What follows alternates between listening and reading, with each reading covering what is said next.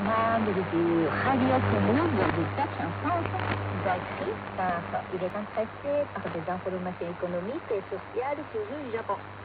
Et il est le président d'un club de retraités dans un petit village rural et il souhaite en savoir plus sur les problèmes dans les villages de campagne, les déplacements ou encore l'accès à la médecine au Japon.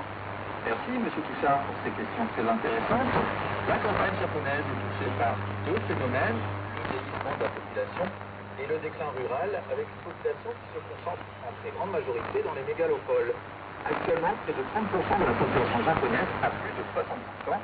C'est d'ailleurs une problématique qui touche évidemment les campagnes en premier. Et les derniers gouvernements essayent de réduire les disparités entre les régions en proposant des certaines aides et d'avantages économiques pour les zones non urbaines. Cela me rappelle une actualité que j'avais traitée en 2019. Le département d'Haïti avait mis en place le Haiti Migration Support Project, un plan qui proposait aux habitants de la capitale une prime pour déménager dans cette région. Alors, pour cette famille, la prime était d'1 million de yens, 8 000 € environ. Donc, attirer les familles et les jeunes générations dans les régions plus rurales fait partie de la solution. Nous en avions d'ailleurs parlé ailleurs dans un focus sur la ville de Shimokawa à Hokkaido. Oui, tout à fait. Et les services de transport, comme partout ailleurs, sont évidemment moins fréquents en campagne. Certains départements du Japon étant peu desservis comme Shokori ou encore Fukushima. Et la voiture devient alors une nécessité, et ce qui peut être un handicap pour les personnes très âgées dans les régions reculées. Alors, des initiatives sont mises en place, privées ou publiques. C'est également le même problème avec la pénurie de main-d'œuvre ou de santé dans les régions les plus reculées. Et là encore, on retrouve de belles histoires humaines. Je vous invite, M. Touchard, à regarder sur l'extérieur du Japon l'émission Brightening Their Twilight Years, et The Story of a Country Doctor, et qui raconte l'histoire d'un village qui n'avait pas de médecin. Le professeur retraité d'une école de médecine, Yusei Yoshiaki, a décidé de passer le reste de sa carrière en tant que médecin de la communauté. Il y a également l'augmentation des supermarchés mobiles, ces petites supérettes installées à l'arrière du camionnette qui parcourent la campagne. De plus en plus de consommateurs âgés comptent sur eux pour accéder aux nécessités quotidiennes dans les zones plus rurales. Et Samuel Usinga de Nantes-en-France nous a envoyé un courrier pour nous dire que nos actualités se focalisent un peu trop sur l'Ukraine. Des informations déjà traitées en masse dans les médias traditionnels français, surtout le soir. Et il aimerait donc plus d'actualités liées au Japon. Alors, c'est une excellente réflexion, M. Nsinga. Malheureusement, il est de notre devoir de traiter cette actualité qui monopolise les informations dans leur globalité. Et nos bulletins quotidiens mettent souvent en avant le Japon vis-à-vis de la situation actuelle, qu'elle soit politique, humanitaire ou encore diplomatique. Alors nous espérons tous un retour rapide à la normale pour pouvoir traiter d'actualités plus agréables. Place à une parenthèse musicale avec Hanabi, ou feu d'artifice, interprétation de Segan.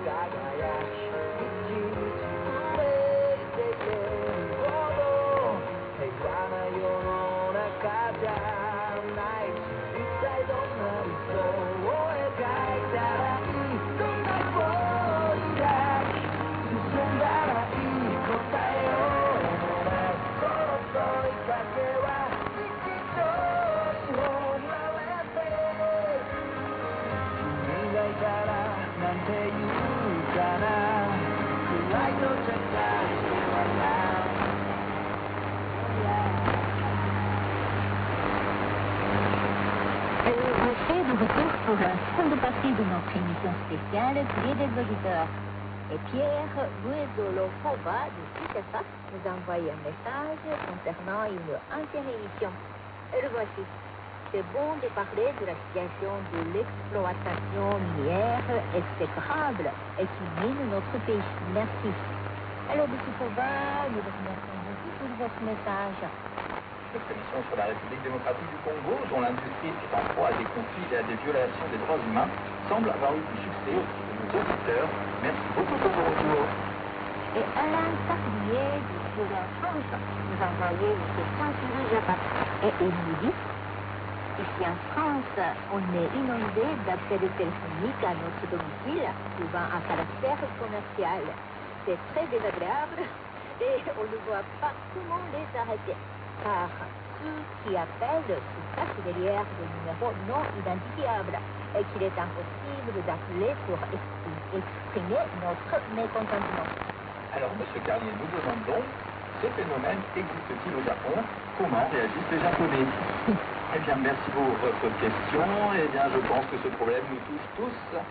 Et malheureusement, le Japon n'échappe pas à ce phénomène, ce qui agace également les Japonais.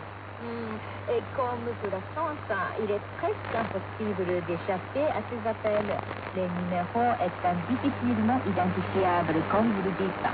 Alors la police japonaise communique là-dessus en proposant une mesure dissuasive. Elle conseille aux particuliers de conclure le message du répondeur automatique par « Cette conversation est enregistrée par mesure préventive contre la fraude ». Difficile de trouver la recette miracle contre ce fléau, mais ce conseil permet au moins de libérer sa boîte vocale. Et maintenant, Maggie Roy de Clermont-Ferrand nous a envoyé un message pour nous remercier des propos bienveillants que nous avons tenus sur l'un de leurs articles. Et ce message est à nouveau très question sur le Japon. Nous attendons patience pour la prochaine émission. Nous avons souhaité répondre en premier à l'une d'entre elles, qui était d'actualité, il y en très peu.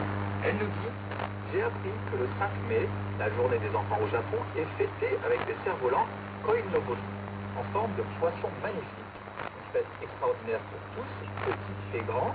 Vous serait-il possible de nous donner plus de détails sur ce festival et sur ces manches à air ?» Alors, merci beaucoup, Maggie Roy, pour votre question. C'est vrai que c'est une fête importante au Japon. Et l'atmosphère qui règne les jours auparavant, grâce au koinobori qui vole au vent, est typique du printemps nippon. Ah, j'adore cette ambiance. Oui, moi aussi, Julien. Alors, Madame Roy, le Kodomo no Hi, le jour des enfants, se célèbre le 5e jour du 5e mois de l'année. Et son origine est la fête des garçons. Et puis, dès le petit jour, tous les koinobori sont apparus. D'abord en papier ou en soie. Et cette tradition provient des commerçants qui accrochaient ces cartes dans la rue pour qu'elles flottent au gré du vent. Et on retrouve donc encore aujourd'hui, sur le parvis des habitations, ces fameuses manches à air en forme de carpe. Alors il faut savoir que leur taille et leur couleur ne sont pas anodines. Le noir représente le père et le rouge la mère. Les petites cartes ici représentent chaque enfant de la maison. La carpe koi symbolise le courage, le succès, la bonne croissance et la longévité au Japon. Et de valeurs importantes pour le foyer et la famille. Et pour finir, nous tenons à remercier Gilles Gauthier, Yvon Ainville et Guy Doué et José Nuno Vargas et Nouvelle Teno et Paul Janet pour les nombreux rapports d'écoute reçus. Merci beaucoup pour votre fidélité. Nous avons encore d'excellentes questions à traiter. Nous nous ferons un plaisir de le faire dans une prochaine émission. Merci à vous, chères auditrices, chers auditeurs. Et c'est la fin de notre émission spéciale courrier des auditeurs. Et nous devons nous contacter par courrier électronique en vous rendant sur notre site internet mhk.jp/8.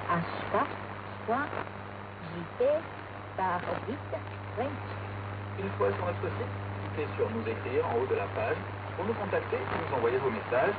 Je vous rappelle également notre adresse postale, service de langue française, NHK World Japan, 150-8001, Tokyo.